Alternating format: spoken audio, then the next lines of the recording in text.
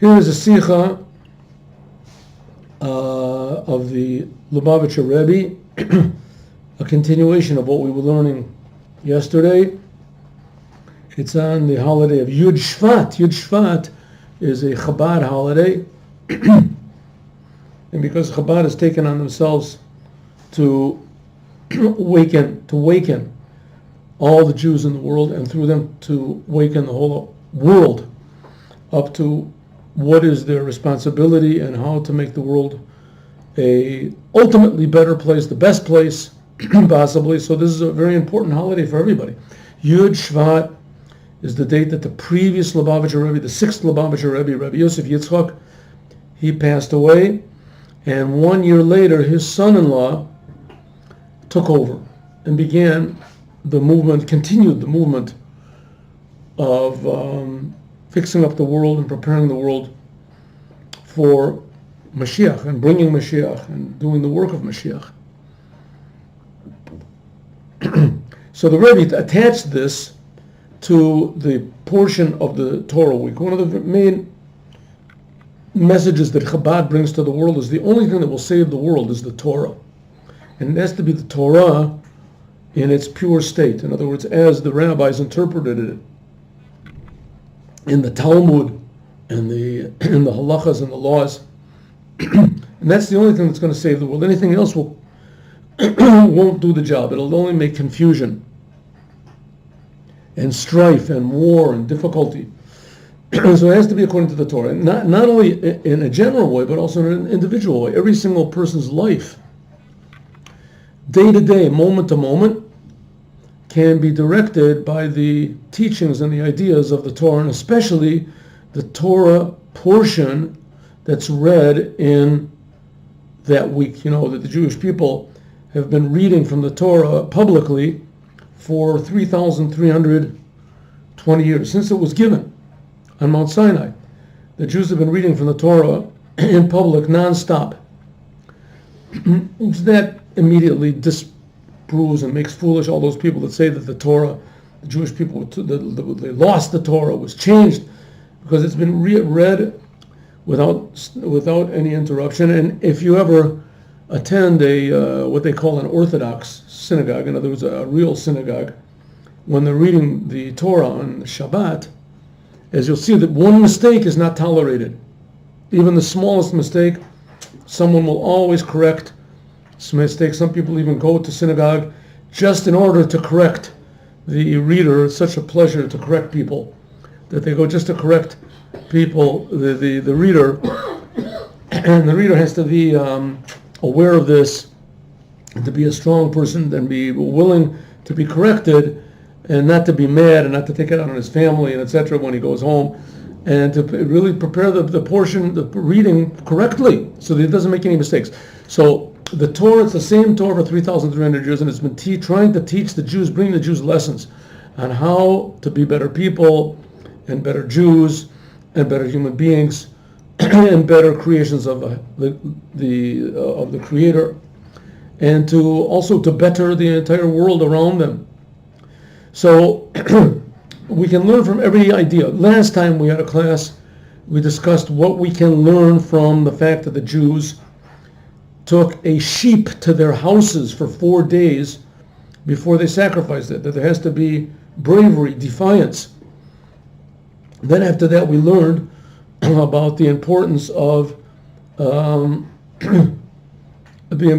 doing what's right despite all obstacles. That was the splitting of the sea, became because from the merits of the bravery of a person called Nachshon ben Aminadav, who was the first to jump in. And now let's learn another lesson.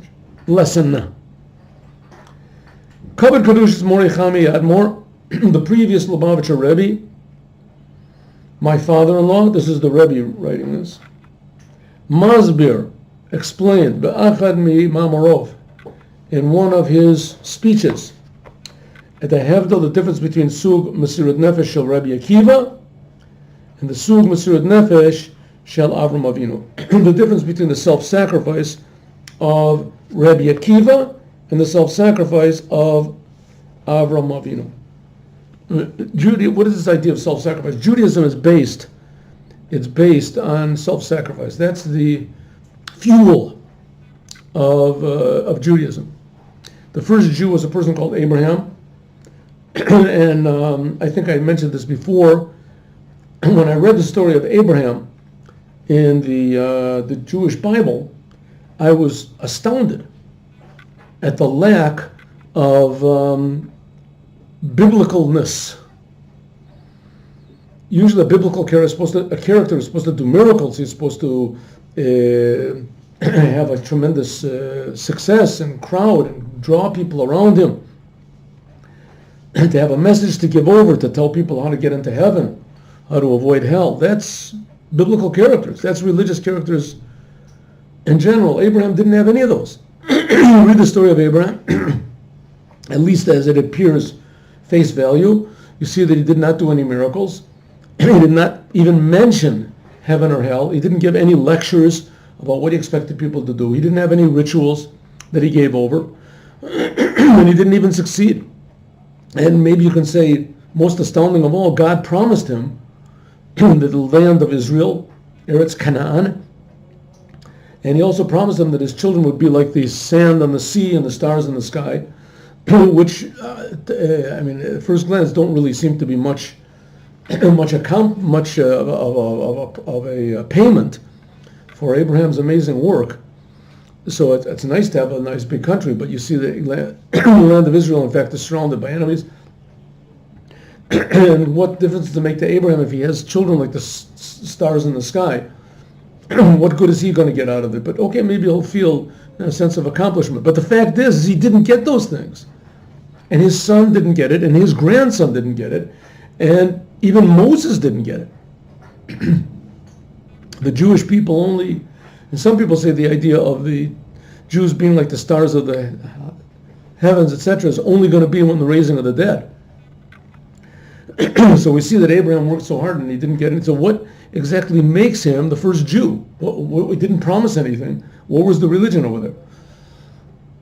So the answer is that, as we spoke about before, the essence of Judaism is not what you get, but what you give. The essence of Judaism is that you are able to give to the world blessing and meaning.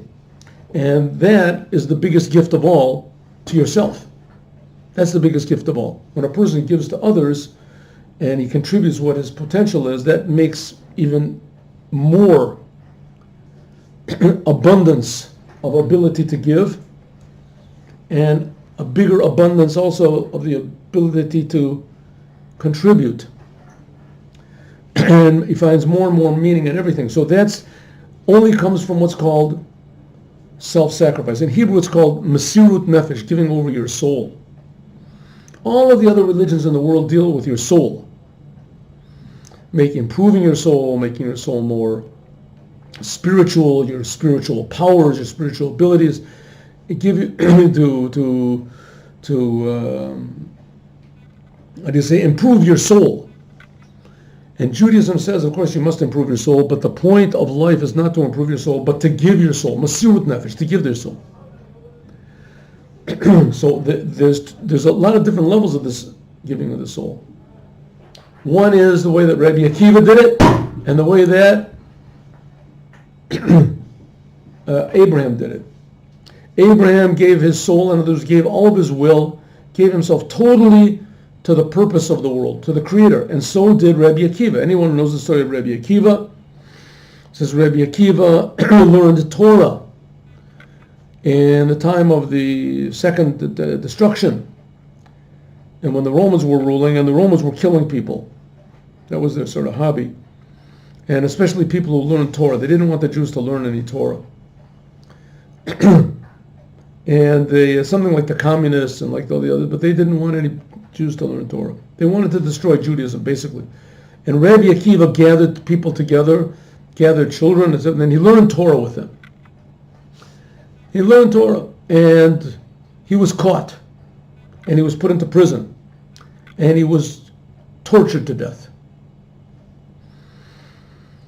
And his pupils said, if you just wouldn't have taught Torah to people, then you would have been safe. And he said it was really a relative of his, you would have been safe. And he said, if I would have been safe not learning Torah, then how much more safe I would be if I learned Torah. And if I'm in danger learning Torah, how much more in danger I would be if I did not learn the Torah.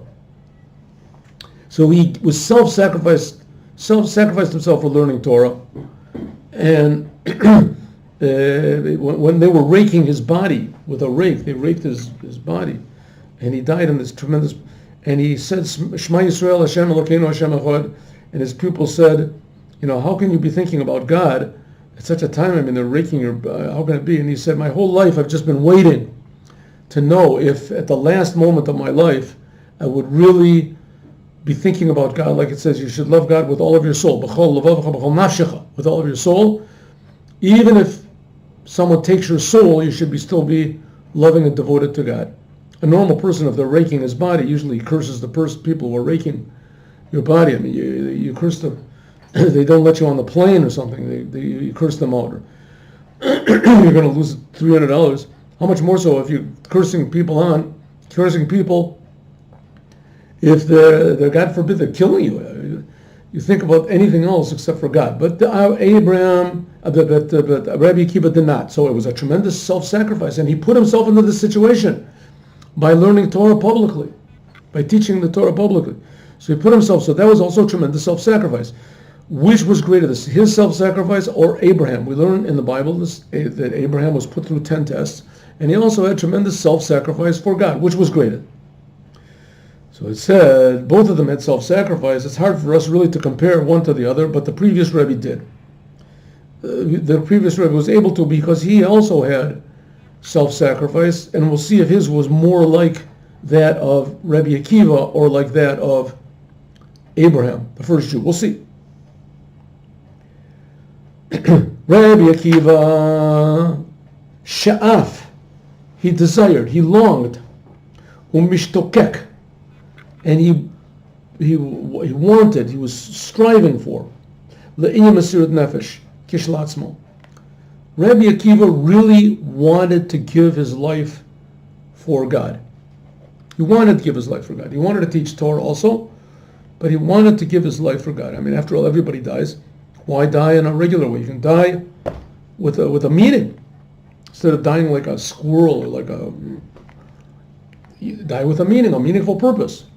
Like it says, Matai tavo b'yadai b'akayamana. Like Rabbi Akiva said, my whole life I was just wondering when would this come into my hands? In other words, when would I be presented with the opportunity to give my life for God? And I'll take the opportunity. I'll do it.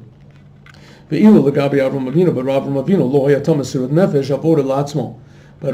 for Abraham did not want to give his life for God. What did he want? The service of Abraham was what did Abraham do? Look in the Bible, you won't be able to figure it out. But the fact is that what did Abraham want to do? It says that Abraham, he built an inn in a place called Beersheba, and he gave away free food, and he told everyone to call out the name of God. Thank God for the food. It says Vayikra Sham, and he called over there in this inn that he made, this free hotel, and he called the name of God Kel Olam, the God world. In other words, the world is not separate from God. The world is just a creation of God. The world doesn't really exist except for the fact that God is creating it all the time. So the world's existence depends on the Creator all the time. Al Tikra Vayikra, it doesn't say that Abraham called out the name of God. El Vayakri, that he made others call out the name of God. When Abraham came along, no one in the world was aware of the fact that there was a Creator. The people in the world all worshipped spirits, powers, angels, people, stars, anything which would benefit them. People were worried about what's going to be tomorrow, what's going to be with my business, what's going to be with my children, what's going to be after I die. So therefore, there were all these spirits and gods and powers that people worshipped. And to a certain degree, it must have worked, or they would have stopped. Came along Abraham and said, stop thinking about yourself. There's a creator that creates the world, and he creates your gods also. And he creates you. Essentially, you owe him everything. And he's good. He doesn't ask for you very much at all, just to give him thanks. Lahavi et kol echad liyadei hakrazah, that everyone in the world should admit and announce Keil Olam, that God is the God. There's no way to say it really in English, but not that God is the God of the world, but more to say that the world is the world of God. In other words, God is one. The world is not a separate thing from God. Lo Keil Olam, shapirushu elokut v'olam him omnam. Omnam, what is this? The word is crossed out here. The world and the world are what? I can't read this word. It's all crossed out. Oh God. Nevertheless, there are two different things. Don't say that the world and God are two separate things and that God rules over the world. No. Ki'im keil olam. The world is no real existence in itself. And that God is creating it. God existed before the world, he'll exist after the world. And the world is a creation. Ein od milvado, as we say in our prayers, there is nothing except for God. This was the work of Avram. But Avram did not want to give his life. But when it was necessary to do so, in order to spread out this idea that God exists and that God creates us and that God is good and that God gives us responsibility to him, if it was necessary for self-sacrifice, he was willing to do this. There's a midrash that says when Abraham was thrown into the fiery furnace, this was not because of this was not any disturbance. It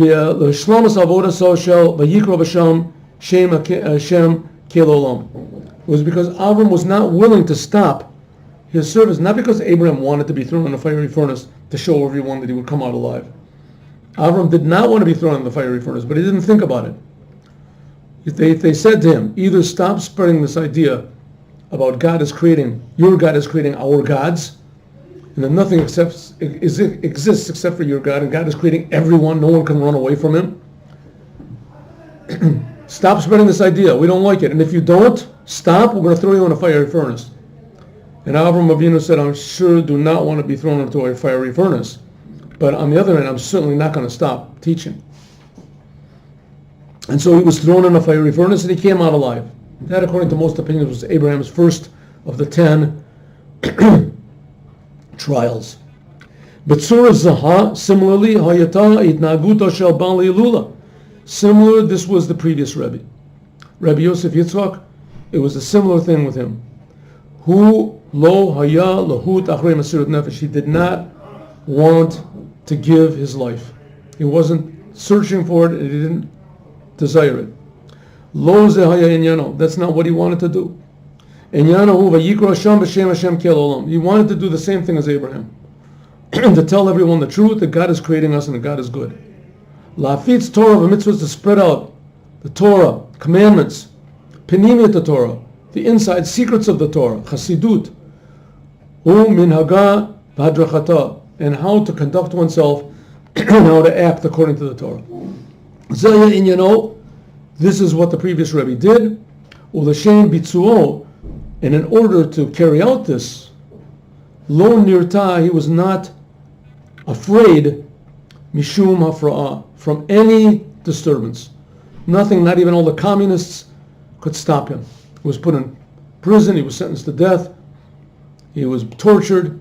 As soon as he got out, as the first opportunity he had, he spread out Judaism. Spread around Judaism. He had to run away with it. He was evicted from Russia, went to Poland, continued the same thing. He had to run away from Poland when the war started, went to America. It was the same thing. Asak ba'avodata, that he did everything he had with Mesiras Nefesh, with self-sacrifice, and including self-sacrifice. But his purpose, his goal was not self-sacrifice. It was just one of the tools that he had to use in order to accomplish his main purpose, which was to advertise the oneness, the goodness of God, and that the Torah is the only way to repay God for this goodness. ומשום כך, therefore, לא נכנס לחקירות ולשקול לטריה אם הוא חייב על פי הלכה למסור נפשו במקרה כזה או לאו. Therefore, he did not go into any sort of investigations or what's a better word for the investigations, or any sort of deliberations. Whether something required him to give his life or not to give his life. Every single detail of the previous Rebbe's life of spreading out Judaism was done with the same attitude. Whatever it takes to get it done, to advertise godliness, if it's to give away his money, to give away his time, to give away his energy, to give away his attention, to give away his comfort, to give away his sleep, even to give away his very life. He was willing to do it, but not because he wanted to give away these things, not because he was trying to show how he didn't care about the world and how brave he was. No, exactly the opposite. He would have loved to have more sleep and more money and more health, but his job was to spread godliness out into the world, and because it required giving up these things, so he did so. He didn't want to sacrifice himself. It was only spreading out and strengthening Judaism. And anything except for that did not take up any place by him at all. So nothing in the world could stop him from achieving his goal, or at least furthering the goal, making it closer, that everyone in the world would know the truth, that God is creating every single person and God loves every single person. That's why he creates them. But on the other hand, every person has responsibility, and that's where the Torah comes in. For the non-Jews, 7 Noahide commandments. Lochen, therefore, Eino mitrashem gam min hakitot hashonot hakayamot l'Yisrael. Therefore, he did not have he was not affected by all the political movements that are among the Jewish people. They had no effect on him whatsoever. He only knew one thing. Yesh lehitkarev el Har Sinai. We have to go to Mount Sinai. Just like Nachshon ben Aminadav said over here that there were 4 different groups. One group wanted to go back, one group wanted to run away, one group wanted to fight. And Nachshon ben Aminadav said, listen, we have to go to Mount Sinai. We have to go and get the Torah. That's what God told us. There's a river, there's a water there. Everyone's saying you can't go into the water. There's a river. How can you go? So listen, I'm not interested in whether there's water there or not. I'm interested in one thing: to go get the Torah. We have to go to Mount Sinai. Everybody thought the man is nuts. He's out of his mind. How can you go? The water is a mile deep. You're not going to go. And he went, and the water split, which comes to show that in yesh yam b'derech, if there happens to be a sea, I'll jump into the sea. What's going to happen? It's going to split. It's not going to split. I don't know. I know what I have to do. I have to go to get the Torah. That was Nachshon ben Aminadav. I have to go get the Torah. What God does is up to him. It's not up to me. The same thing with the previous Lubavitcher Rebbe. He knew what he had to do to reveal to the world the truth, the goodness of God and how God is creating everyone. And what happens afterwards? This is God's business. I have to do what God created me to do. To come closer to Mount Sinai. Chapter of Dalet. V'zu hi hora. This is the teaching. Mibal halula masar lano, that he gave over to us. This is what the previous Rebbe gave to us.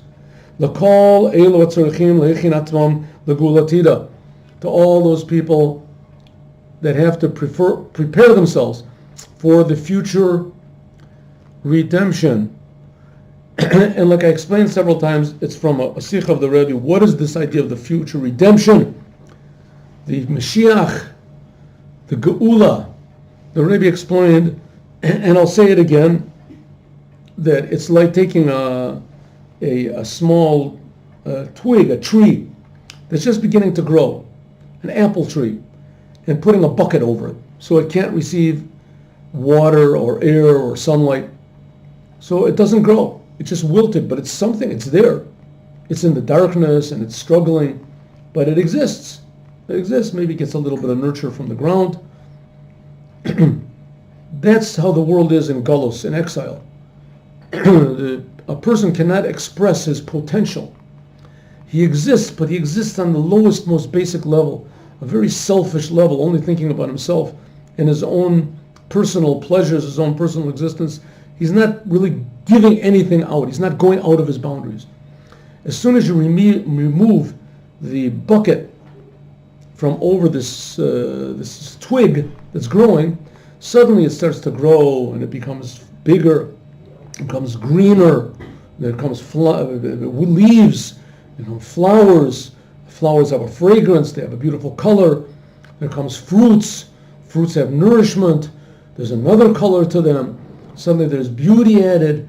Then each fruit has seeds, and it can make more trees and more fruits. And all this was hidden, similar to every human being in the world. In the time of Galus, the potential, the good, which is hidden in every single human being, is concealed. As soon as the Creator is revealed, people realize that there's a Creator creating me.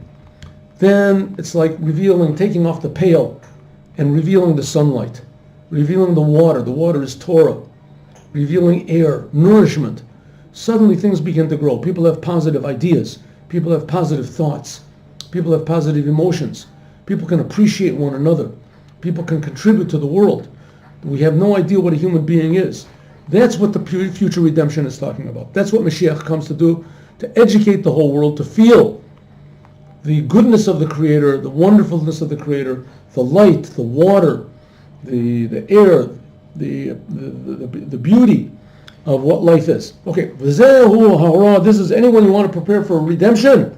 Well, the redemption, how the Jews got out of Egypt, was something like that.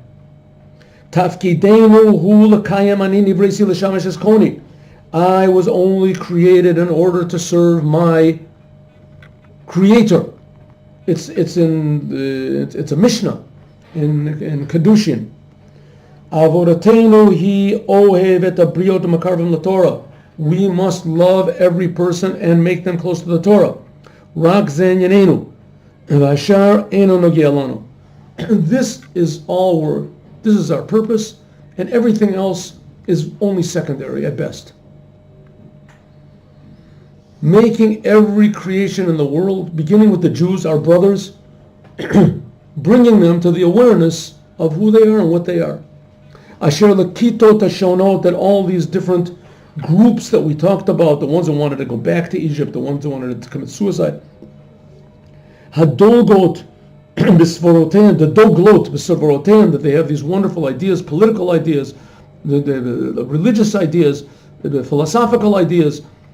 Nitna rosh ben Yeshiva Mitzrayim, all of them are really saying the same thing. Let's go back to Egypt. Let's find our comfort zone. Oh, Mihilachem, oh, Mitzrayim. Oh, you know what? Let's make a war, revolution. Oh, Nanus Lamidbara. Oh, let's run away. Let's just run away from the world. We'll run away from everything. We'll make a Harikiv and Shalo Achat Me'adavorim. Hallelujah. He derech lekarbenu the Kabbalah Torah, because none of these are. None of these. Almost left. Oh, none of these are ways to improve the Torah. Enim darachim shalono. Give me 1 or 2 minutes. I'll be down here. Inyanenu hu litzod likrat Kabbalah Torah. Our whole thing is to go and receive the Torah. Harinei, like it says, no tena Torah. The Torah we say in our blessings is not that the Torah was given, but we say the Torah is being given every moment. Aleinu lasot kol kain beli kol chishuvim, that we have to receive the Torah without making any sort of deliberations. Litzad letoch ayom, even if it means going inside of the sea. Ha'omed the darkeno, which is in front of us. Gam im yesh har, even if there's a mountain standing in front of us. Nevertheless, we have to go over it. Anutzoradim, because we're going to receive the Torah and to unite with the giver of the Torah, God. Magdinim, the Kabbalah of the Torah, b'li chishuvim, and when you do so, then you merit to, God will fight for you, and you have, just be quiet. As we see is what's happening now in Israel, the Arabs are shooting hundreds of missiles at us, and God is protecting us. Amazing. Right? They have an anti-missile system that stops about 10% of the missiles that they send, and the other 90%, God does it totally on his own. And really, the anti-missile missiles is also God doing it, but he's doing it through the God is fighting for us. We're surrounded by enemies. The whole world hates us, and all of them are killing each other. And the Jewish people, our only problem is that once in a while we have a little bit too much rain. Yesterday there was a big wind. Right? Somebody bumps into somebody else. Somebody cuts somebody else out. There's no place to park. There's so many cars. Except for that should be our only problems. And our only goal is to think, talk, do everything to bring the complete redemption by means of the Rebbe Melech HaMashiach now. Thank you.